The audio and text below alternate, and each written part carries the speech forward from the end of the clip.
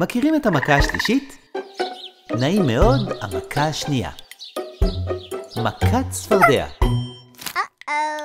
הן בכל מקום. זוללות לנו את הכסף.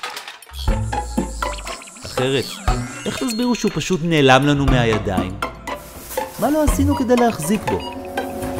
קורסים בשוק ההון, השקעות עם הבטחה לתשואות גבוהות, הזדמנויות בנדל"ן, והוא שקע עמוק במצולות. זו מכת צפרדע, אני אומר לכם. רגע, אז איך זה שהיא נעלמה? ואני נשארתי תקוע בבור. נמאס לכם לרדוף אחרי הכסף? רוצים לצאת מהבור הכלכלי אחת ולתמיד? רותי לוז, מאמנת לכלכלת המשפחה, מזמינה אתכם להצטרף לקבוצת האתגר ולמגר אחת ולתמיד את מכת הצפרדע הפרטית שלכם.